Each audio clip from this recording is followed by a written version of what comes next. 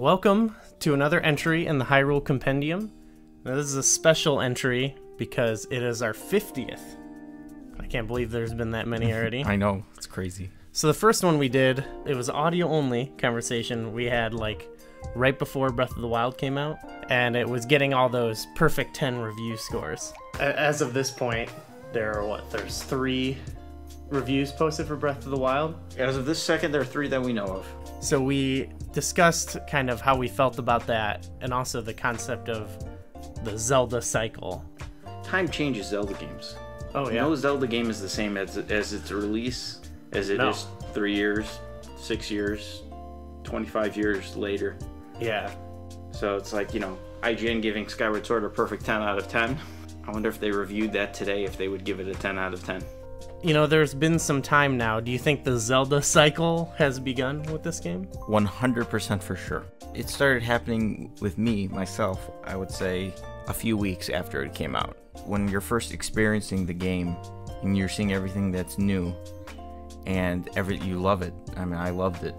It was so different from the Zelda series. But after playing through the whole game, or even, in my second playthrough and now my third playthrough, you realize how not everything is as perfect as it seems, and the game has a lot of flaws, or perhaps not so much flaws, but there's a lot of things you can nitpick about this game, and they add up, I think. I've talked about a few of them, just how empty a good portion of the world is at times. When it is filled up, it's filled up with Korok seeds, and we did a whole video about how there are probably too many Korok seeds. Yeah. It's one of those things that I think they decided on making this world as big as it is. It's part of a selling point for the game too. It's one of the largest overworlds in any video game ever. Yet, they probably could have made this overworld 1/3 the size and not lost anything out of it. I don't think, anybody would have any gripes if there was, if the Hebra region was 1/3 the size. I'm sure everybody's exploring every inch of the Gerudo Highlands, There's whole sections of the overworld that are just not that interesting or fun. A lot of repetitiveness with some of the gameplay. If you play the whole game, I should say, 100% the game. I think the other one is the story. Now this could be remedied still because we don't know what's happening with the downloadable content, like how much more of a story that's adding to the game. But I think from a story element, this game is a forgettable game. I don't think most people will look back at the Breath of the Wild story outside of 2 or 3 memorable cutscenes. I left them all to die.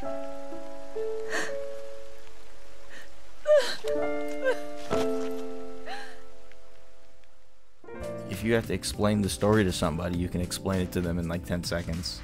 I kind of enjoy certain elements of how simplistic it is, but then there are other flaws that I still feel the same way about. I don't feel strongly about the weapon durability system. Not just the weapon durability system, but really just the weapon system as a whole. Yeah. I always have a ton of weapons. It doesn't matter what their durability is. I'm playing in master mode, but I'm just I'll just equip my most powerful weapon, and who cares if I'm using it on a Moblin or a Lionel. It doesn't matter because I've got 5 Royal Claymores that all do 50-something damage, so who cares? The items become forgettable, too. What a Frost Blade, Giant Frost... there's 10,000 different names or whatever of these things, and you don't feel attached to a lot of the items. Mm-hmm. You don't feel like most of the items you get, there's not as much of a reward system here. In previous games, the big reward was the heart piece, I think. Or if you got an upgraded, the big Goron sword, or something that was more permanent. This, when you open up a treasure chest that's buried deep within a shrine, and it's a Royal Claymore, it's oh, okay. There are other games that are open world where you'll go through a whole thing and you'll be awarded some weapon, but it'll still feel important because it'll have a name and it'll have some backstory, It could have the same kind of stats or whatever as another weapon, but it feels unique. But this is just there are only a few weapons that are really unique. The ones you get after the Divine Beasts, even though they're not special statistically really, they do feel cool when you get them. But they're still breakable.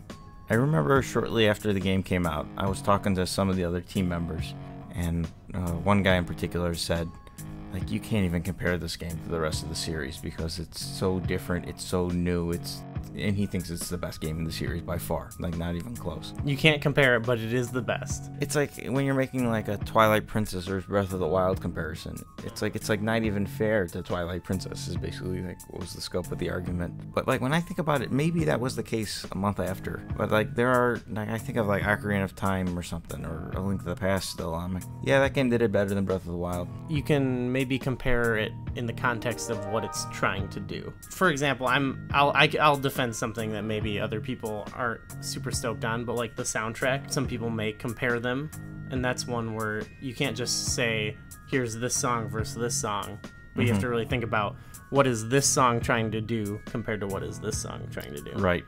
We talked in our video about dungeon themes. A lot of them are supposed to be more ambient or something like that, but that doesn't make some of them worse songs than like Hyrule Field from Ocarina of Time, you know, right. or Gerudo Valley. It's just they have different goals. Yeah, this had more atmospheric music to what was going on in the game at the time, as opposed to the same 3-minute track on a loop. But also, it changed a lot too. Right. Like if you got on your horse, it would change. I think it's just doing things differently than other games. There are certain things you can compare, like how they're trying to do their dungeon design and what they're trying to accomplish versus how a game like Ocarina of Time did its dungeon design. Right. They're both unique in their own way, but you can still talk about which one you felt was more successful. Do you think there are many people that would argue that the dungeons in Breath of the Wild are some of the best in the series? I haven't encountered anyone who I don't think that that person exists. If you do, let us know. So that brings up a question. You said how the Zelda cycle is already happening to you. It's already happened a bit to me. Do you think that's how it is on a whole? I think it's a mixed bag.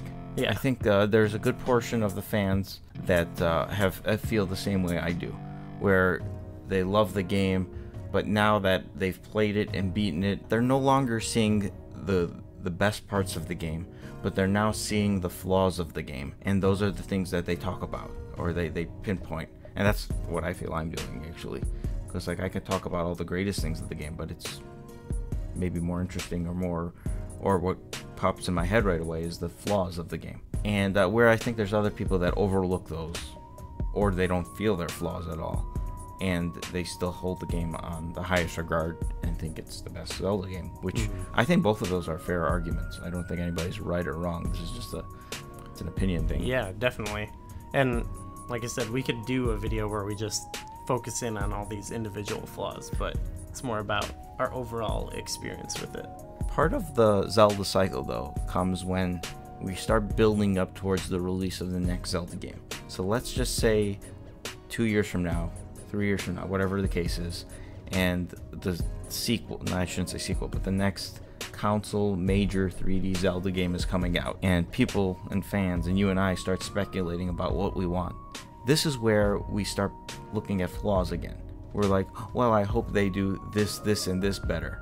And then you start realizing, well, if they do all then you start thinking the previous game, it highlights some of the things it did wrong. Because you want them to fix it or improve upon it. Like, I don't think anybody wants the next Zelda game to be 100% the exact same thing as Breath of the Wild. That's already happening in my mind, for sure. Because there are some things I have noticed in Breath of the Wild that I think are done the best than in any Zelda game. But there are some things that I wish were done maybe more like the old style. One of them that comes to mind to me is more of a linear storytelling experience that was totally absent from Breath of the Wild, but something that previous Zelda games like Twilight Princess, Skyward Sword did much better, and I missed that a little bit. Maybe they, it's a pendulum, it swings back in terms of linearity a little bit. I'm sort of torn on that. I could do, with less of the linear storytelling, but maybe give us more story. I do like in this game how a lot of the story is, there's a lot of implications. You go to a place and you see ruins and you're trying to figure out what it means. Or you go to what looks like Lon Lon Ranch, but it's ruined. That's a story on its own, but you don't know what it is. But I definitely would like more cutscenes. Even if it wasn't linear, I think there should be more. I feel weird being like, I want more cutscenes, but I just want more to see more of these characters. Yeah. I remember after Twilight Princess came out, it was a big world, but I felt it was very empty. And it was very dungeon heavy, that game. They had 9 dungeons, and they were all, for the most part, big dungeons. And when you think of that compared to Breath of the Wild, one, you think of the Twilight Princess world as tiny now. There's not much to it. The overworld is just to get from point A to point B, and it's small. You're not wandering on your horse for 20 minutes to get to the Hebrew region or something. And then the dungeons, now I think of them as these massive, elaborate dungeons. Because of Breath of the Wild came out, and it didn't focus on dungeons at all, really. It was like a minor thing. I've gained more of an appreciation for the dungeons of some of the previous games. And when I think of Skyward Sword, in particular, I think of that had probably the most elaborate linear storytelling. I've gained a new appreciation for that story because True. It's something that was absent in this game. And I think that's part of what the Zelda cycle is, where people start appreciating older games after a new one releases, because they're like, oh, they think of the positives that game did. And so would you say that Skyward Sword has gone back up in favor with a lot of people? The Skyward Sword might be the exception to the Zelda cycle, I think, a little bit. If there's somebody that just absolutely despises the fact that you're using your Wiimote as a sword, if they are still not over that, I don't think that will change. There's plenty of criticism of Skyward Sword. I feel I defend it more than I should sometimes. But I think people should think of the positives, and usually in the Zelda cycle they start thinking of the positives. They think of the characters. They remember Groose. They remember the character development of Princess Zelda. They remember some of those iconic cutscenes.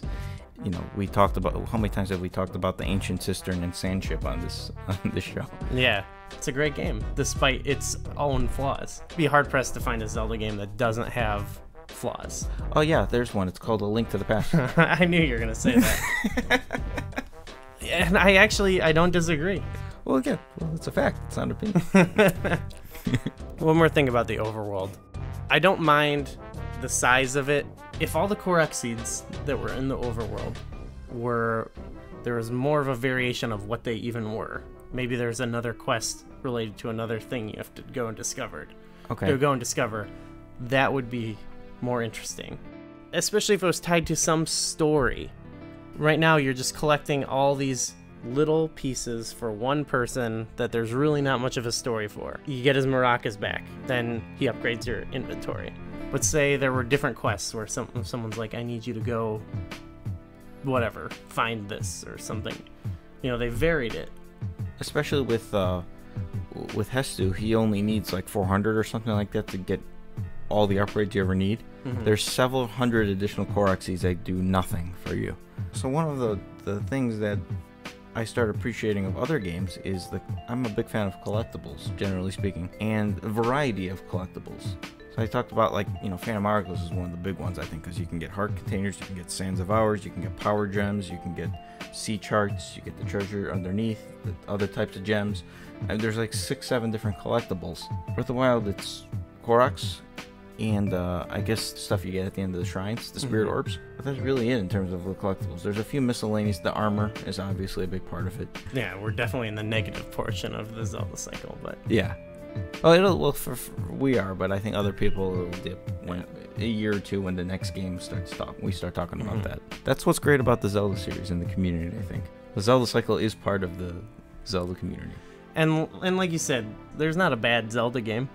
They're all graded on a scale of, what is it? 8 to 10. 8 to 10. Yeah. So the worst Zelda games are 8 out of 10. Yeah. Breath of the Wild is awesome. Unless you're Jim Sterling. Oh, yeah, and Breath of the Wild is a 7 out of 10. He ruined those perfect scores. He hates climbing and weapon durability. Yeah, that's how we feel. The Zelda cycle. I guess let us know your relationship with Breath of the Wild right now. Like how you're feeling about it. Also, let us know how you feel about Skyward Sword. Right? And if it's changed since Breath of the Wild came out. Yeah, like, do you think more fondly of it now? Let us know what other topics you'd like us to discuss. Like the video if you enjoyed it, subscribe, and thanks for watching.